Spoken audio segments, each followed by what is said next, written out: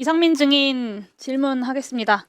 12월 4일 새벽 1시에 서울 청사를 나섰고 3시에 대통령실에 도착했다라고 국회에 본인의 당일의 행적을 제출했습니다.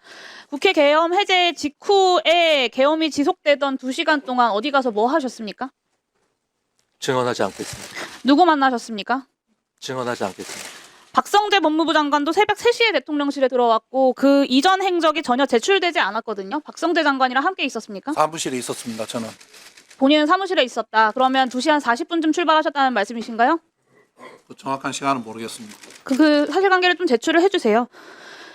아무리 휴대전화를 교체하고 비화폰을 쓰고 동선을 다 숨겨도 추가 수사하면 다 꼴이 밟힐 거고요. 오늘 이상민 전 장관이 증언을 하지 않기로 작정을 하고 나오셨나 본데 증인의 증언 거부의 사유를 좀 합리적으로 추론을 해보면 진실을 말하면 내란 주요 임무 종사자가 될 것 같고 거짓을 말하면 위증일 것 같아서 거부하는 거다라고 볼 수밖에 없습니다. 형소법 제148조가 유죄 판결을 받을 사실이 드러날 염려가 있는 증언을 거부할 수 있다라고 하고 있어요. 결국에는 오늘의 이 증언 거부 자체가 이상민 증인의 죄를 인정하는 것이고요. 이 죄를 감하는 유일한 방법은 국민들께 진심으로 사과하고 그날의 진실을 역사 앞에 그리고 국민들 앞에 소상하게 밝히는 것입니다. 오늘 이 자리에서 진술하지 않는 것은 역사에 끝까지 내란 속의 윤석열의 오른팔로 남겠다라는 선언을 하는 겁니다. 동의하십니까, 이상민 증인? 결코 동의할 수 없습니다. 피의자 윤석열이랑 어떤 사전 모의도 없었다고 주장하는 이상민 증인이 심지어는 계엄을 말리고 반대했다라고 주장을 하는 증인이 어떻게 이렇게까지 윤석열과 혼연일체가 되어서 움직였는지 저는 정말 좀 놀라운데요. 한번 살펴보겠습니다. 이상민 증인 12월 3일 23시 37분 소방청장에게 전화로 언론사 단전단수 조치 지시한 바 있죠? 증언하지 않겠습니다. 장관이 지시하자마자 10분 사이에 소방청 차장이 서울본부장에게 전화하고 소방청장이 서울본부장에게 전화합니다. 계엄 관련 경찰청에서 협조해달라.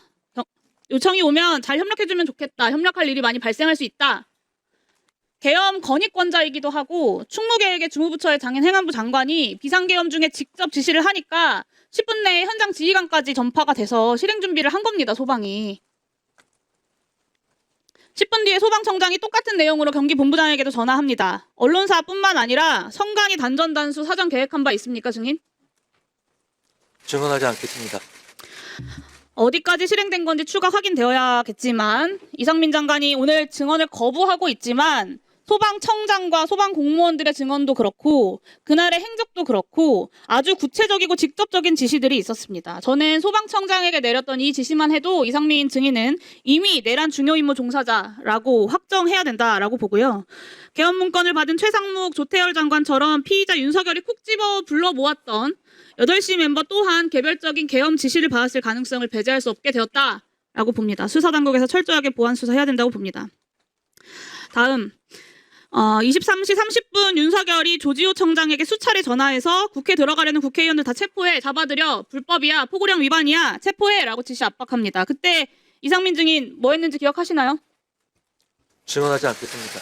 23시 26분 서울청사 도착하자마자 23시 34분에 윤석열이 조지호에게 전화한 지 정확히 4분 후에 조지호 청장에게 전화했습니다. 맞습니까?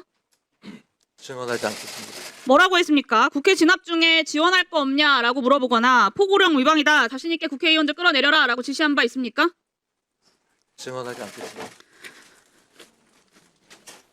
증언하지 않지만 그날의 행적은 이미 다 드러나 있습니다. 3분 뒤인 23시 37분에 소방에게 전화해서 경찰 단전단수 지원하라고 지시합니다. 이게 윤석열이 경찰을 압박한 지 10분도 안 돼서 다 벌어진 일들이에요. 0시 30분에 윤석열이 이진우 소방사령관에게 전화해서 아직도 못 들어갔어? 본회의장 들어가서 4명이 1명씩 들쳐업고 나오라고 해! 라고 압박합니다. 이때 증인은 긴급 간부회의 그리고 경찰은 지휘부 회의를 갔습니다. 그 직후인 0시 39분에 경찰이 행정안전부에 재난안전통신망 이동기지국 설치를 요청합니다. 이 이동기지국이 출동한 곳이 딱 3곳이에요. 국회의사당 그리고 국회의장 공간이 위치한 한남동 공관촌 그리고 대통령실 인근입니다. 이 공간이 어떤 곳이냐면요. 계엄 당시에 수방사 군 병력이 배치됐던 곳과 정확히 일치합니다. 0시 56분에 수방사가 서울시에 군경 합동상황실 개소를 문의했다는 것은 이미 알려진 사실이고요. 재난안전통신망은 여기 계신 많은 사람들이 알고 있는 것처럼 수방사, 경찰, 그리고 소방, 서울시, 행안부가 함께 통신할 수 있도록 되어 있습니다. 단전다수뿐만 아니라 통신까지 끊으려고 한 건 아닌지 정황상 의심할 수밖에 없습니다.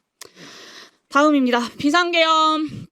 네, 비상계엄 해제 의결 이후에도 장관은 경찰국장을 통해서 경찰 상황을 수시로 확인을 했어요. 이동기지국을 그대로 아침까지 배치를 했고 4일 아침 외출하고 국무위원 간담회하고 저녁에 안가에서 회동을 합니다. 계엄 수습책 논의에 앞장선 것으로 보여요. 그리고 그 다음날 국회에 출석해서 처음으로 고도의 통치 행위라는 변론 방향을 제시를 합니다.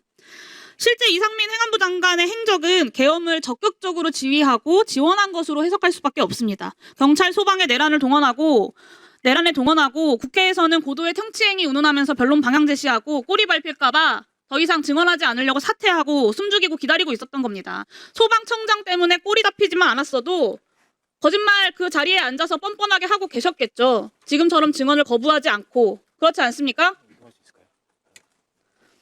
이상민 증인이야말로 재범 우려 그리고 증거인멸 우려가 크고요. 그리고 혐의 또한 내란 중요 임무 수행으로 중합니다. 다른 이미 중요 임무 종사자들이 다 구속되어 있는 형평성을 고려할 때 수사기관에서는 이상민 증인을 즉각 구속 수사해야 한다라고 판단합니다. 이상민 증인 동의하십니까? 증언하지 않겠습니다. 네, 오늘의 이상민 장관의 이 비겁한 역사 죄인의 모습을 국민들은 똑똑히 기억할 것입니다. 그리고 역사가 반드시 기록할 것입니다. 이상입니다.